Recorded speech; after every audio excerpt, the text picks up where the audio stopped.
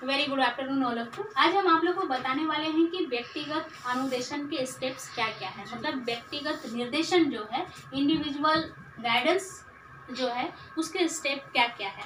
तो individual guidance कहने का अर्थ है कि व्यक्तिगत अनुदेशन मतलब मनुष्य को, अगर किसी टीचर जो है कि अगर कक्षा में बहुत सारे स्टूडेंट हैं, लेकिन अगर किसी स्टूडेंट उनको बहुत अच्छा लगता है तो उनको जब वो पर्सनली उसको गाइड करती है, पर्सनली उसको निर्देश देती है, तो हम उसको कह सकते हैं इंडिविजुअल गाइडेंस। तो उनके जो स्टेप है वो पहला है कि विद्यार्थी की पृष्ठभूमि, आवश्यकता और रुचि के अनुसार आकलन। मतलब कि यहाँ पर कहा गया है दूसरा में कि उचित विषय वस्तु का चयन, और तीसरा कहा गया है आवश्यकता एवं रुचि के अनुसार शैक्षिक रणनीति का निर्धारण। दूसरा है कि निरंतर प्रगति की जांच करना।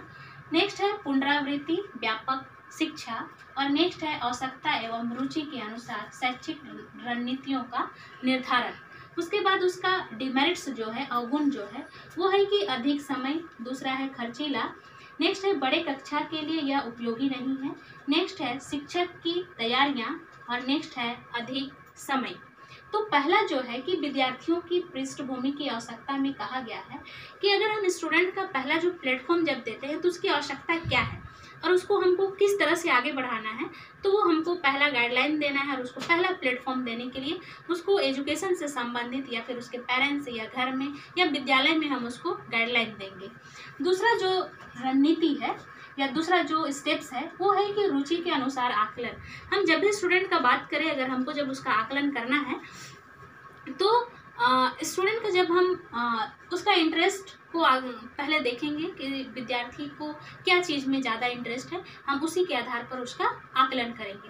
अगर लाइक उसको गेम पसंद है तो हम उसको गेम खेलने का प्राथमिकता देंगे, या फिर अगर उसको स्टडी करने का पसंद है, या फिर लाइक उसको स्टोरी बुक पढ़ने के लिए पसंद है, तो हम पहले उसका रुचि को इवैल्यूएशन कर लेंगे और उसी के अकॉर्डिंग हम उसको आगे का गाइडलाइन देंगे। दूसरा है कि उचित विषय वस्तु का चयन करना। कहने का अर्थ है कि हमारे पेरेंट्स जो है कि कभी कभी बच्चों को ज़बरदस्ती किसी भी चीज़ को थोपते हैं, तो हमको वो थोपना नहीं है, बल्कि हमको उससे, अगर स्टूडेंट को जिस पर रुचि है हमको उस पर प्राथमिकता देना चाहिए। जिस विषय में उसको ज़्यादा अच्छा लगता है हम उसी पे हम उसको भेजेंगे।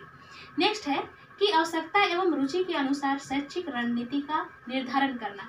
मतलब कि स्टूडेंट का जो नीड है हम उसी पर उसको जोर देंगे और उसी को करने के लिए उसको हम बढ़ावा देंगे, तभी हम उसको कह सकते हैं कि स्टूडेंट का रुचि और शैक्षिक रणनीति का निर्धारण।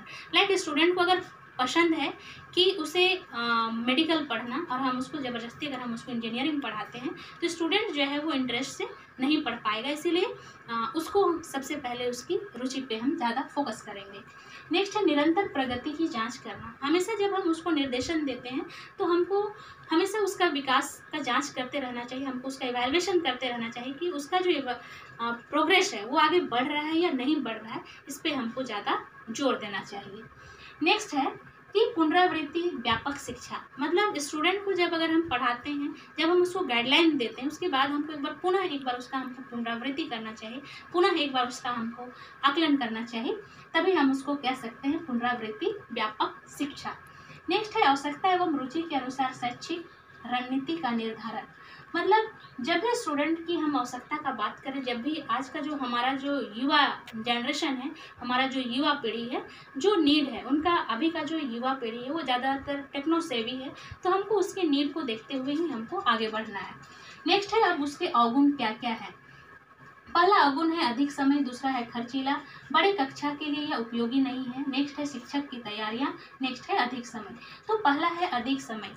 मतलब बच्चे जो हैं कि अगर हम बच्चों पर अगर हम ज़्यादा अधिक समय देते हैं तो उसका जो परफॉर्मेंस होगा वो ज़्यादा अच्छा होगा, इसलिए यहाँ पर कहा गया है कि हम उसको ज़्यादा समय दें। उसके बाद खर्चीला कहा गया है, तो यहाँ पर जो व्यक्तिगत अनुदेशन में लोग अपने बच्चों को पर्सनली समझ उस पर वो ज़्यादा खर्च भी कर सकता है।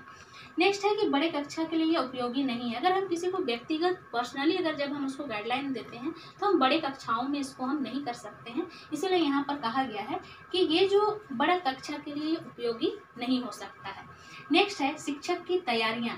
मतलब टीचर्स जो है हमेशा एक तैयारी पे टिके ना रहे, बल्कि उसको डिफरेंट डिफरेंट तरह की चीज़ों को सिर्फ एक ही बच्चा पे वो फोकस ना करे, बल्कि वो सभी बच्चों पे करे, तो वो अत्यंत महत्वपूर्ण होगा और अत्यंत आवश्यक भी है। और वो ज़्यादा नैतिकता वाली भी बात बच्चों को सिखाए, जिससे कि बच्चे जो हैं वो सही प्लेटफॉर्म पर पहुंच सके। नेक्स्ट है अधिक समय। हर पेरेंट्स को अपने बच्चों पे, या फिर चाहे वो स्टूडेंट हो या अपने बच्चे हो, उसको ज़्यादा समय देना चाहिए, जिससे कि उनका जो प्लेटफॉर्म होगा वो सही होगा, वो अपना सही लक्ष्य को प्राप्त कर पाएगा और सही जगह पे वो पहुंच पाएगा। धन्यवाद।